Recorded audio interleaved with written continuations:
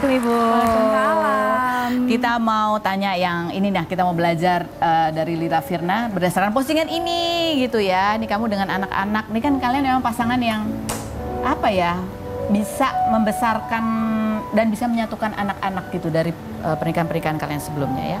What makes a family? Not only blood. One of them is every moment that they collected, every sorrow and joy. Formasi nggak lengkap tanpa Abang Ezel dan Kakak Isya yang lagi ke Eropa. Ini kan, Masya Allah ya. Maksudnya inilah bagian perjalanan pernikahan kalian gitu. Iya. Gimana kamu beradaptasi juga kan ke anak-anaknya? Pasti. Boleh ceritain nggak sih apa yang kamu lakukan dan apa yang sebetulnya akhirnya membuat ini jadi works gitu? Sebenarnya ini kayak kerja tim ya, Kak Ros, nggak bisa satu orang aja. Jadi dari Mas Fadlannya, akunya, anak-anaknya juga harus welcome. Jadi kalau misalnya kita doang yang maju, tapi anak-anak menutup diri, pasti kan nggak akan bisa. Sama Mas Fadlan juga kalau dia maju, anak-anakku nggak membuka diri juga pasti nggak akan terjadi. Jadi semua pihak, semua tim akan bikin ini jadi berhasil karena emang kita mau gitu. Jadi ibaratnya sebelum pernikahan kalian udah nanya dulu ke anak-anak apakah bisa menerima pasangan baru? Waktu nikah anak-anak masih kecil-kecil, jadi ngeblendnya tuh lebih gampang karena lebih ya main bareng kayak gitu. Justru karena kita dari mereka kecil kita udah main bareng, semuanya bareng. Aku juga memposisikan diri sebagai ibu mereka. Dan aku juga pengen mereka memposisikan diri sebagai anak-anak aku sama gitu dengan anak-anak yang lain, sehingga pas mereka besar juga mereka udah merasa, dan aku juga sudah merasa terkonek dengan mereka adalah anak-anak aku. Cara atau contoh konkretnya deh gitu kan, kadang-kadang ada nggak sih perasaan bahwa kamu tuh khawatir perilaku atau kamu ke anak kandung kamu itu dipandang beda gitu sama anak sambung kamu? Pasti lebih hati-hati daripada sama anak sendiri. Kalau sama anak sendiri kan marah, terus ngomel apa tuh lebih lepas. Kalau sama anak sambung pasti kita nanya dulu ke Mas Fadlan, ini kamu aja yang mau marah atau aku gitu. Jadi pasti ada batas, ada batas. Dan memang ada batas yang memang kita nggak bisa langgar, bahwa biar bagaimanapun anak-anak kita tetap punya orang tua yang lengkap kan. Jadi bukan cuma aku sama Mas Fadlan, tapi ada abinya dan ada maminya dari sana yang masih ada gitu.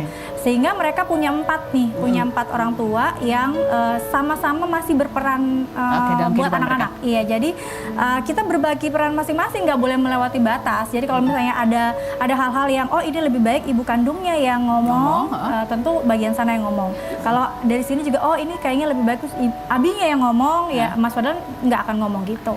Jadi, ini berarti ternyata kompleks ya. Berarti kan gimana tuh tipsnya membangun hubungan dengan orang tua yang lain di sana, mantan pasangan yang lain itu gimana tuh? Ada tata caranya kah? Sebenarnya ngalir aja sih, Kak. Seperti yang Kak Ros tadi bilang, namanya perceraian pasti nggak mungkin damai-damai aja. Kalau damai kan nggak cerai ya. Iya, betul. Gitu. Pasti ada gontok-gontokannya. Tapi kemudian kita menyadari bahwa setelah pisah, masing-masing udah nikah, yang sana juga sudah masing-masing sudah menikah. Terus apa nih yang mau kita lakukan? Pasti hubungan kita adalah ke anak-anak. Karena hubungan kita yang secara pernikahan udah berhenti. Gitu. Jadi kalau kita kalau kita sayang sama anak-anak, pasti kita lakuin semua yang terbaik buat anak-anak.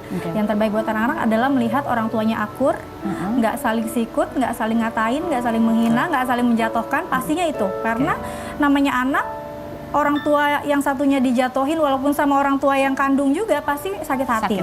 Gitu. Jadi kita lakukan bagaimana supaya kita ikhlaskan ini bareng-bareng. Dan itu lagi nggak cuma cukup aku, nggak cuma cukup Mas Fadlan, dari pihak sana pun harus juga legowo, juga punya niat dan misi yang sama buat anak-anak, harus kayak gitu. Dan mungkin aku dan Mas Fadlan beruntung karena pihak sana juga punya visi misi yang sama. Oh, Masya Allah ya, rezeki juga ya.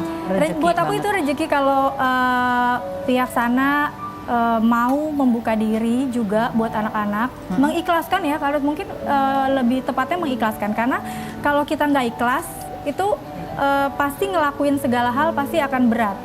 Aku mengutamakan sakit hati aku masih sakit hati, aku masih ini, enak aja kamu gini-gitu. Itu nggak akan terjadi. Tapi kalau misalnya pihak sana juga mengikhlaskan bahwa mungkin ini bagian perjalanan, Tuhan akhirnya mempertemukan kita dengan jodoh yang lebih yang memang Lebih cocok, lebih iya baik. yang memang dari sananya Allah kasih. Sudah masing-masing berkeluarga kan. Jadi komunikasi nanti gimana tuh bentuk komunikasinya? Misalnya sama mantannya Fadlan, itu apakah Fadlan bisa langsung komunikasi atau komunikasi ke suaminya atau gimana tuh? Kan udah bukan muhrim nih. Iya. Ngobrolnya gimana tuh? Ada tata cara? Kalau sekarang anak-anak karena anak-anak udah besar. Kalau dulu waktu kecil? Melalui anak-anak. Kalau masih kecil ya kita masing-masing. Misalnya aku ya ke abinya, Oh. Mas Fadlan ya ke mantan istrinya. Terus habis gitu. itu juga dikomunikasiin kalian berdua terbuka gitu ya? Aku Iya, tadi ngomong ini. kita juga sering ketemu, misalnya ketemu di acara yang anak-anak, acaranya anak-anak gitu, ya ngobrol gitu. Jadi silaturahmi, dibangun komunikasi yang baik. Harus. Buat aku anak-anak, kalau aku ya, anak-anak harus melihat bahwa orang tuanya nggak ada masalah apa-apa. Jadi mereka nggak perlu untuk merasa bahwa, oh aku nggak mau deket-deket sama ibu sambung, takut mau menjaga hatinya Umi misalnya, kayak gitu. Aku nggak mau anak-anakku seberat itu hidupnya. Jadi kalau memang mau dekat sama ibu sambung kamu bagus, malah kita suruh, malah aku suruh. Jadi kalau misalnya dia lagi pergi sama abinya, justru aku wanti-wanti, jangan lupa salim. Kalau diajak ngobrol-ngobrol, karena aku kan anak aku banyak yang introvert, pendiam. Kalau kita udah tahu, kalau pihak sana kan takutnya dikira nih anak kok susah banget diajak ngobrol gitu. Jadi selalu wanti-wanti, kalau diajak ngobrol jawab ya. Terus di sana bantu-bantu ya, cuci piring sendiri ya. Jadi banyak yang aku pesan-pesanin supaya ibu sambungnya di sana sayang sama anak-anakku dan anak-anakku bisa sayang sama dia. Masya Allah. Tuh inget ya, ini satu yang digarisbawahi ya, bahwa kita tuh orang tua apalagi ya, jangan menjelek-jelekan orang tua yang lain gitu. Karena itu menyakiti anak ya. Atau siapapun lah menjelek-jelekan orang tuanya, walaupun mungkin orang tuanya ada salah atau ya namanya juga manusia gitu ya. Tapi itu tetap menyakiti anak. Pasti, itu mereka pasti nggak akan terima. Pasti mereka nggak akan terima. Catet. Ada Jason nih, kita juga mau ngobrol soal Jason ya. Ternyata dia tuh tahun 2017 pernah jatuh dan sakitnya kambuh lagi sampai sekarang. Dan dokter bilang gini, ini ternyata ini sakit banget loh.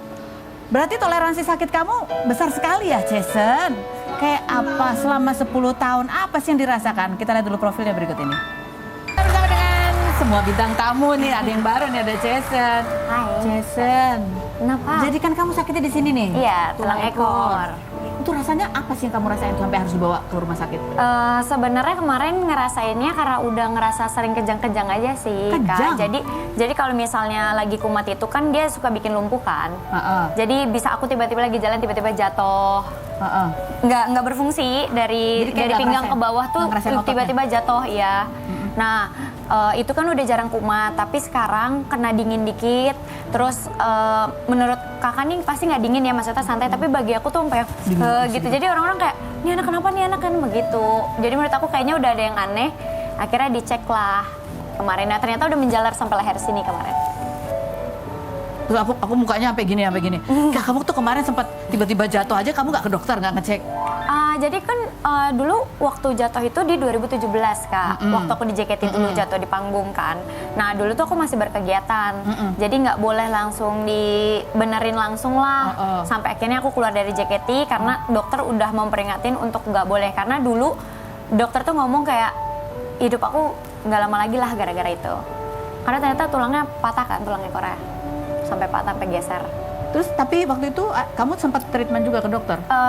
Treatment setelah aku tahu kayak gitu, aku jadi kayak trauma kan, kayak udah deh aku nggak usah ke dokter, ya udah aku terapi aja kayak terapi non iya, medis non ya. medis gitu. Pada saat kamu hamil melahirkan itu nggak bermasalah? Jujur Kak, aku malah bersyukur pas hamil dan melahirkan nggak ngerasain sama sekali, dia nggak kumat. Kumatnya malah sekarang. Ya kan pasti gendong bayi apa itu? Nah itu udah nggak boleh. Hah? Itu udah nggak boleh. Itu udah nggak boleh. Tapi Udah nggak waktu itu boleh. waktu anak kamu masih kecil-kecil itu nggak apa-apa waktu itu. Karena aku nggak ngerasain sakit, makanya dokternya tanya. Jadi kemarin pas aku dokter tuh udah tanya, ini tuh harusnya aku udah pakai kursi roda, udah nggak jalan, ini aku masih jalan, aku masih kayak, ya nggak terjadi apa-apa. Mungkin dia fokus sama Marcel ya, dia nggak ngerasain sakitnya. Kita akan ngobrol lagi setelah berikut ini, jangan kemana-mana. Tetap di Room Window Secret.